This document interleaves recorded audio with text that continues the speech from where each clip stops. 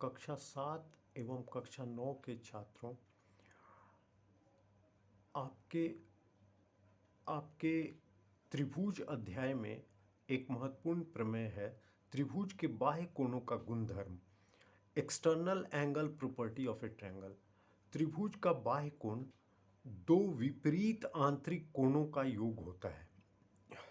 इसे अगर अंग्रेजी में कहें तो external angle of a triangle is the sum of two opposite internal angles. चलिए हम लोग इसको सिद्ध करते हैं। यहाँ पे एक रचना करेंगे त्रिभुज ए बी सी का, और उसे बी सी से, बी सी जो कि इसका आधार है, उससे हम इसको बढ़ा देंगे इस रेखा को डी तक।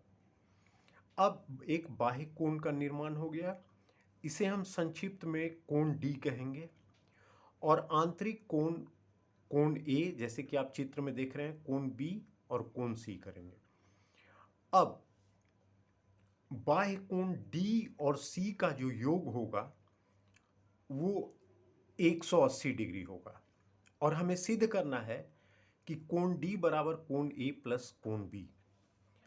अब हम चूंकि कोण डी और कोण सी का योग 180 डिग्री इसलिए होगा कि बी डी एक सीधी रेखा है और इस सी जो है शीर्ष इस रेखा पर ही है, इसलिए इन दोनों कोणों का योग 180 डिग्री होगा। अब कोण सी जोड़ कोण ए जोड़ कोण बी का भी योग 180 डिग्री होगा।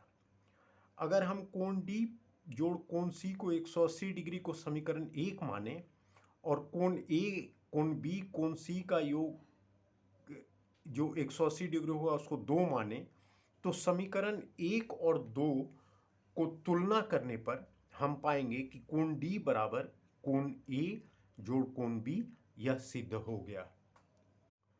कक्षा 7 एवं कक्षा 9 के छात्रों, आपके त्रिभुज अध्याय में एक महत्वपूर्ण प्रमेय है, त्रिभुज के बाह्य कोणों का गुणधर्म, external angle property of a triangle.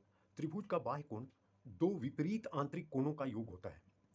इसे अगर अंग्रेजी में कहें तो external angle of a triangle is the sum of two opposite internal angles. चलिए हम लोग इसको सिद्ध करते हैं।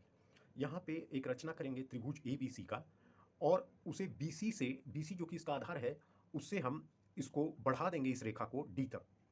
अब एक बाह्य कोण का निर्माण हो गया, इसे हम संक्षिप्त में कोण डी कहेंगे। और आंतरिक कोण कोण ए, जैसे कि आप चित्र में देख रहे हैं, कोण बी और कोण सी करेंगे। अब बाह्य कोण डी और सी का जो योग होगा वो 180 डिग्री होगा, और हमें सिद्ध करना है कि कोण डी बराबर कोण